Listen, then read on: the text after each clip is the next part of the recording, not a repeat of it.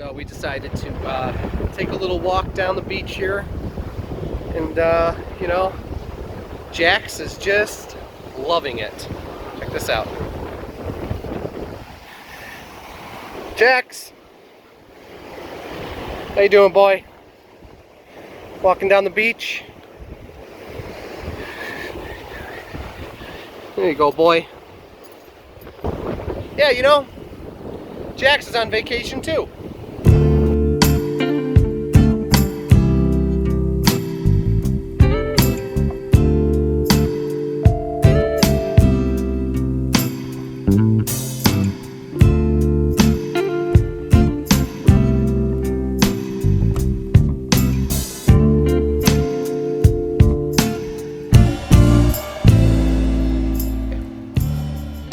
So,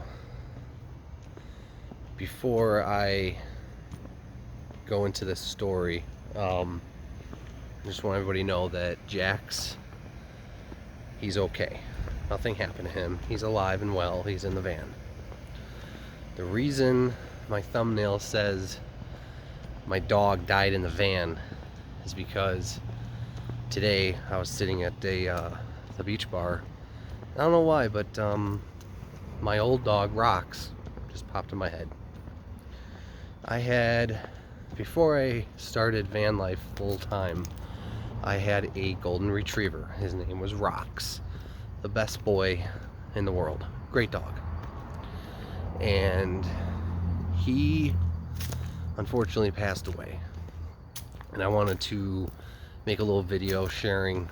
It's a really sad subject, but I wanted to share how he died, what happened, you know. Hopefully other people can avoid this because it was horrible.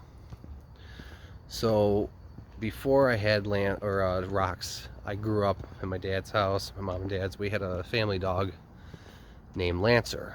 He was also a golden retriever. Hey, look at that. It's like a silhouette looking thing. That looks kind of cool. Anyways. And, he, for whatever reason, our area, we lived in like the woodsy kind of area. That's where I grew up, West Chicago, just outside of Chicago. And he would sniff around the area. Deep in our woods, there was kind of like little swamps. Well, according to the vet, he had this disease called blasto. I don't know, maybe some people have heard of it, I don't know. It's very rare. Apparently humans can get it too. The difference is us humans aren't weirdos and we don't sniff the ground all the time. Unlike dogs, they sniff the ground and they are susceptible to this fungal disease called blasto. Look at, I'm like black now.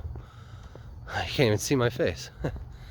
But so yeah, Rocks got blasto, and he went through this horrible process, or this, it was horrible. He had an issue with his eye, so I took him to the doctors, and they sold me this medicine for blasto. You know what, I'm gonna start walking back where the light is because I can't even see myself. And so I gave him this medicine. Unfortunately, the blasto had gotten in his lungs before I gave him the medicine, so it got really, really bad.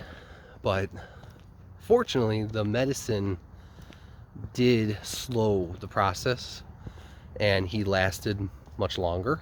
He got better, but then it came back with a vengeance, and I started giving the medicine again. I went back to the doctors saying, hey, it came back. This was months later. This was like, I think he lasted another like 4 or 5 months, something like that. And but then he got really bad again, very lethargic. Just terrible to see your dog go through that. But he where am I going with this video? I don't know. So the second time I went to the doctors, or to the vet, they gave me another prescription. They said, give him this is the only way to save him, give him this medicine. Unfortunately, Rocks was not taking the medicine. I couldn't even get him to eat. I was trying to get it in his food. So I call him up and I'm like, I can't get, he won't take it. Like I can't get him to eat. I can't get him to do anything. And they said, okay, bring him over. We have a way of forcing him to take it. It's basically like a little stick you shove down his throat with the medicine on the end of it. And you know. So they did that. They brought him back and they showed me how to do it, and you just shove it down his throat. So they did that, and then I took him out to like the lobby area, brought him back to the van, put him in the van. Now this was the first van, not the Ford Transit. This was the Econoliner I had. I brought him into the van. I went back in to pay. It was like 75 bucks. And they gave me the medicine, or more medicine, and the little stick thing. And I went back to the van, and Rox was lying in between the two seats, dead. Just gone. So I freaked out. I picked him up, and I ran him into the vet, back into the animal hospital. And I'll never forget the feeling of carrying a limp body. That's what it was.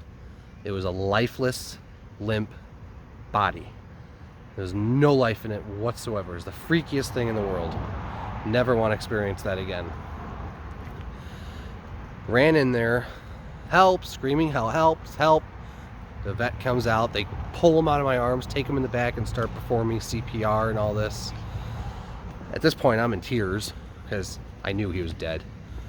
And I go back, I kind of found him back there. After about 20 minutes of them doing something, they look at me, and the lady, I'll never forget the look. She goes like this. She just like, he's gone.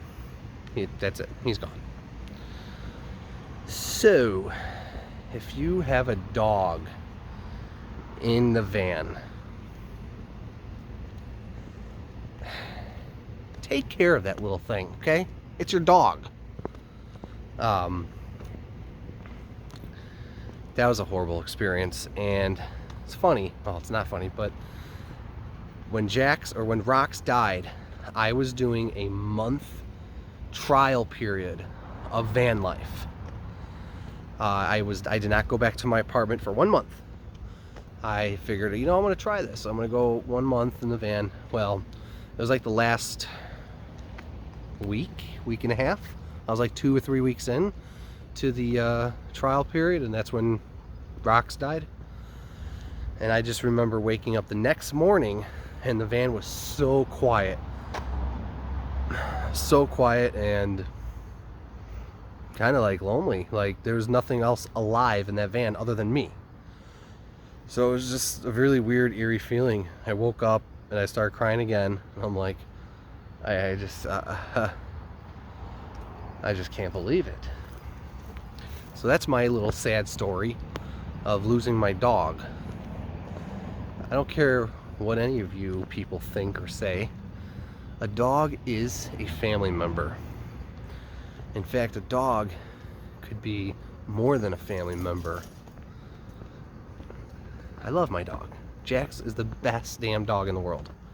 Rox was great too. But,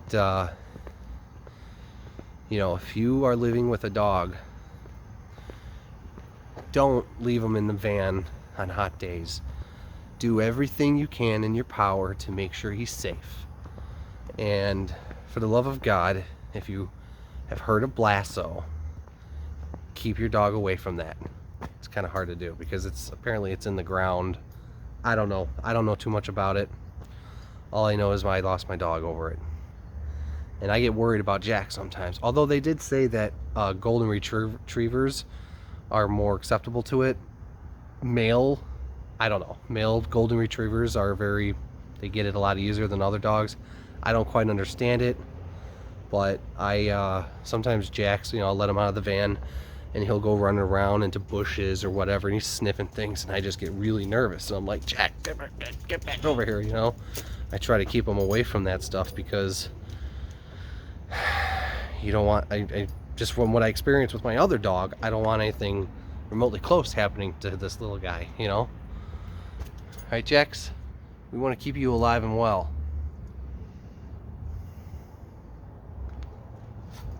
So yeah, I don't know.